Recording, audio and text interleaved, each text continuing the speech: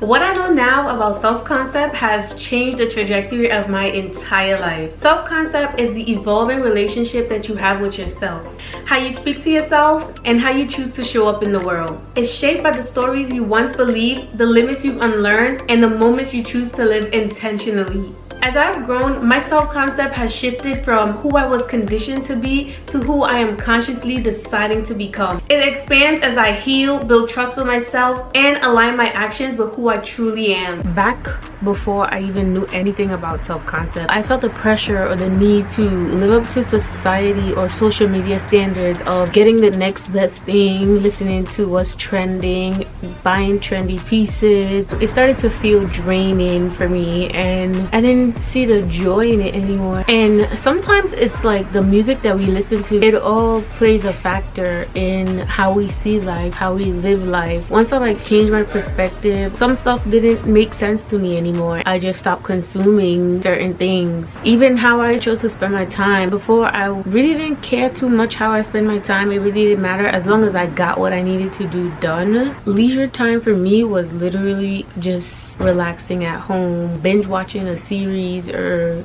listening to music and hanging out with friends and family. There was no real purpose. Not saying that those things aren't needed, it still felt like something was missing. Living like that just made me feel like I had no control over my life. I didn't know who I wanted to be. I didn't know what I wanted out of life. I didn't know what the future looked like for me. It was time for me to get some structure in my life. It can feel normal to let others define you for four main reasons. We live in a world filled with opinions, and others' opinions are our earliest feedback. And over time, external validation can feel more reliable than self-trust. And as social beings, we rely on community, and their validating opinions matter because it supports our emotional well-being. And based on our upbringing, if personal expression was not encouraged, self-definition may feel unfamiliar. But as for religion and belief, it can deeply influence identity.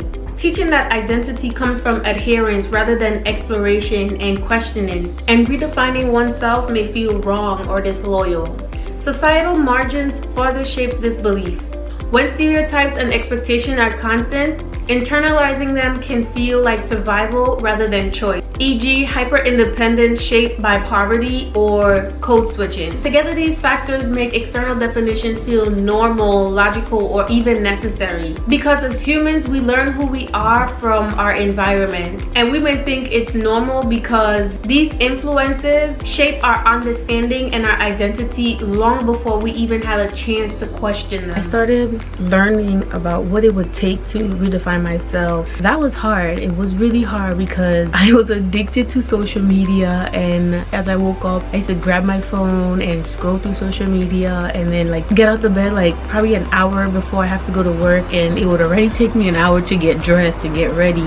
So some days I would just be feeling drained, and I felt like if I kept doing the same thing, nothing would change. The transition period from someone that was letting society define them or letting others define them to becoming a person where you're redefining yourself and learning about yourself and choosing who you want to be and what you want to do. Coming home to self was sometimes you just need to go through the struggle to see what the blessing is, or see what comes of it, because we never know what's on the other side. And choosing to ignore society's standards, society's conditions, I started listening to a lot of podcasts. I started working on myself a little bit more intentionally. I started consuming content that would help me or benefit me or teach me something new. But the most pivotal podcast, I would say, is the Confidence Podcast by Trish Blackwell. She started teaching me about self-concept before I even understood what it was. She's such a wonderful podcaster. I would recommend. And personally speaking, it may feel easier to fit the mold for three reasons. It gives you a sense of belonging. When belonging depends on agreeing, behaving, and presenting yourself in a certain way, it can feel safer to adapt to others' definition rather than to risk rejection. And over time, personal preference may start to feel unimportant or less clear.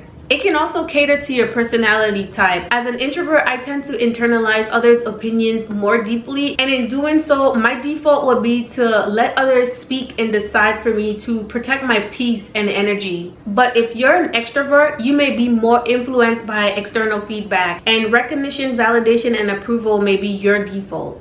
It also lowered the decision-making process. As a person that experiences decision fatigue, external guidance can feel necessary. When trusting your own judgment feels difficult, letting others decide or define can feel more relieving than restrictive, because it reduces responsibility and uncertainty. Together, these factors create patterns where belonging felt more urgent than authenticity, and external voices felt clearer than internal ones, and following felt easier than choosing. It usually begins as a coping strategy, but recognizing it is the first step into reclaiming your self-definition.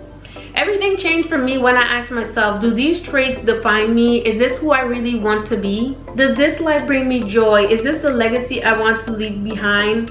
Do my actions align with who I really want to become? After working on my self-concept, I found myself, and I found it like who I wanted to be, what I wanted to do. It was such a pleasant feeling. I felt like my future could be anything that I wanted it to be based on the choices I started making. Of course, the work is never done. It's like a continuous journey that you go on with yourself, because as time changes, you evolve. As you learn more, you learn how much you really don't know. It's like an evolving relationship that you have with yourself, but it still feels good. The progress of working towards something, it gave me satisfaction. It gave me a sense of meaning, a goal to reach or aspire towards, and that benefited how I saw myself, how I spoke to myself, and how I show up for myself, and how I treated myself. Understanding self-concept helped me to feel more excited about life, excited about the future, excited just to be alive. And that is pretty much what I wanted to express to you guys. Now that I understand myself, it's easier for me to navigate the challenges of life. Self-concept helped me to put things into perspective, and I started caring about how I showed up for myself and for others around me. But to do that fully, I had to go through the process of unlearning and redefining myself. Understanding self-concept helped me to become a conscious and continuous learner. I started learning about things that piqued my interest, things that affected me, and things that influenced my everyday life. Doing so equipped me with the knowledge and wisdom I needed to live a more proactive rather than reactive life. Self-concept also helped me align with who I really wanted to be. I started tracking my daily habits, and this was, I think, one of the hardest things. In unlearning unaligned habits, most days I relied on a motivational podcast, and other days resilience, until it turned into discipline. And while external influences are inevitable, you have the power to decide who you really want to be with self-concept. Who you believe you are shapes how you live. So who are you, and how do you want to live? If you enjoyed this video, you'll also enjoy this one, so check that one out. I'll see you guys over there. If not, talk to you guys next time. Bye.